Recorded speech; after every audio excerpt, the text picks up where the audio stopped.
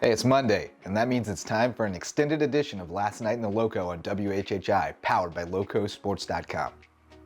South Carolina's public school basketball teams wrapped up the regular season on Friday, meaning playoff berths and seeding were on the line all over the Lowco, but we had a Lowco-on-Lowco region title clash on the private school side down in Sea Pines, so let's start there with the highlights from Lowcosports.com's Wes Kerr.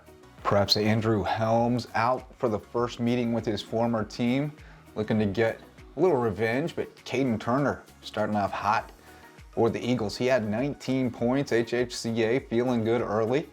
Eagles won the first meeting in overtime, trying for the season sweep, but Sean Cusano was not going to let that happen. He spins inside for the bucket. Big man headed to Chattanooga, and then it's the former Eagle Helms. Knocks down the jumper and then gets open on the perimeter. Dude is lethal from three. Nice dish underneath to Kane Eanes, the forgotten star at times, but Eanes is versatile, athletic. He can finish. The Dolphins win 53-41 behind 16 points from Cusano.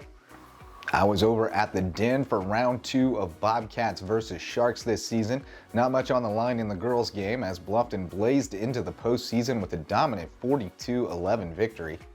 Big night for Jelena Mosley for the Bobcats. She was dominating in the post. Big girl can run the floor too. Bobcats, 4th straight region championship. They go into the playoffs looking good, and the May River boys ready for the playoffs as well. Steely-eyed Matt Whitmore.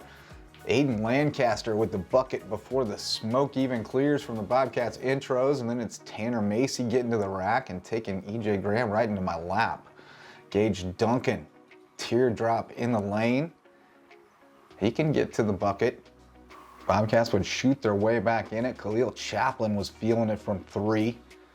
Had it going on all night long, and then it's Jamari Stewart Manning. That young kid is smooth. Look out for him. But the Sharks took over in the second quarter. Gavin Blocker gets to the rack, then Brooks Van Esselston, the lacrosse player, with the head fake. Got him. Easy bucket. And it's Carnell Warren. He had 9 points in the second quarter alone.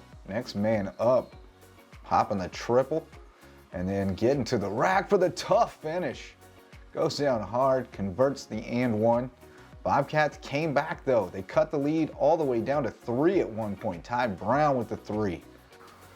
But they couldn't close the deal. Blocker rips down the board, goes coast to coast for the finish. May River would hold on to the ball, run the clock, and hit its free throws down the stretch. 7 in a row against the Bobcats. In other girls action around the Lowco Friday, Hilton Head lost 35-34 to James Island to fall to the number 3 seed from Region 7 4A, and Patrick Henry blew out Colleton Prep. On the boys' side, Woodland beat Wade Hampton by 20 in the rematch for the region title, and Patrick Henry and Beaufort Academy kept barreling toward the SCISA 2A playoffs. Our first state champions from the Lowco this winter sports season have been crowned, and it's the second trip to the mountaintop for one and could be the beginning of a tremendous career for another. John Paul II senior wrestler Peter Tornese won the 132-pound title at the SCISA Wrestling Championships on Saturday for his second state championship.